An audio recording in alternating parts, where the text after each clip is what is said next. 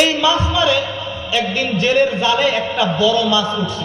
বড় বলতে কি একটা মিডিয়াম একটা মাছ উঠছে, সুন্দর। এই মাছটা বাড়ির সবাই পরামর্শ করছে এই মাছটা নিয়ে যায় রাজার রাজপ্রাসাদে, যায় রাজাকে গিফট করবে। কথা বুঝছেন? রাজাকে যায় গিফট করবে। তো আচ্ছা ঠিক আছে, রাজ দরবারে যায়, সবার সামনে বলে, রাজা আমি আপনার জন্য একটা মাছ নিয়ে আসছি, মাছটা অনেক সুন্দর, এটা আপনাকে গিফট করলাম। রাজা তো সেই খুশি, মহা খুশি।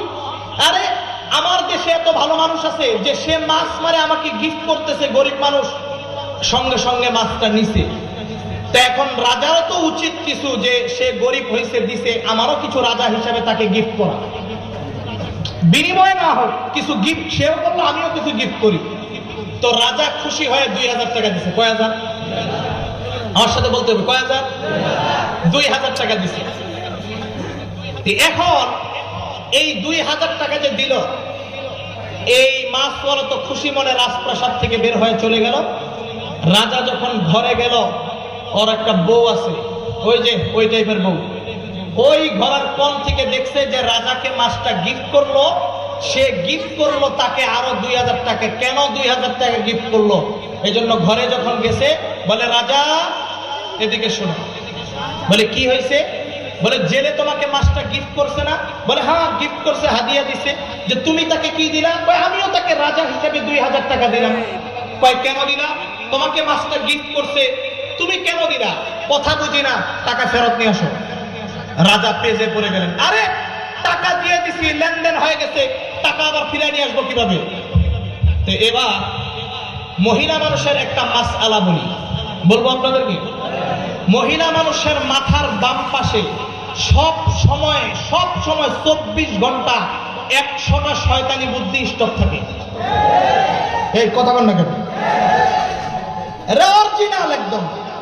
প্রত্যেকটা মহিলা মানুষের মাথার বাম পাশে 100টা শয়তানি বুদ্ধি সব সময় এটা লুকায় রাখে, স্টক থাকে। আপনি যদি কোন রকম শয়তানি বুদ্ধি জীবনে কোনোদিন কারো কাছে লাগে, কোন মহিলার কাছে যায় চাবেন, অটোমেটিক ফ্রি সার্ভিস আপনাকে দিয়ে দিবে। একটা না, 100টা দিয়ে দিবে। এই মহিলারা আল্লাহ রাসূল যে বলছে জাহান্নামী বেশি কেন, কারণ কি? এগুলোর কারণে। এখন শুনেন, আমি কি এদের কথা বলছি? আমি বলছি যাদের ঘরে জাহান্নাম তাদের কথা, ঠিক কিনা? কিরে আমার বিরোধিতা করতেছে এখনই।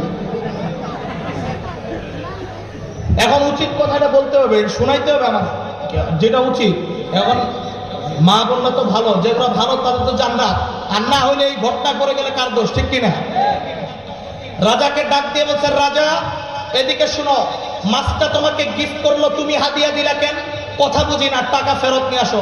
বলতেছে লেনদেন হয়ে গেছে, টাকা আবার ফেরত নিয়ে আসবো কিভাবে? তোমার বুদ্ধি খাটাইতে হবে না, আমার বুদ্ধি দিতেছি। ওই একটা শয়তানি বুদ্ধি ছাড়ছে। শয়তানি বুদ্ধিটা কি দেখেন, এটা মহিলা ছাড়া পুরুষের মাথায় জীবনে আসবে না। শুনলে বুঝবেন কি দিছে। বলে রাজা এদিকে আসো। বলে কি? টাকা ফেরত নেওয়ার বুদ্ধি শিখাইতেছে।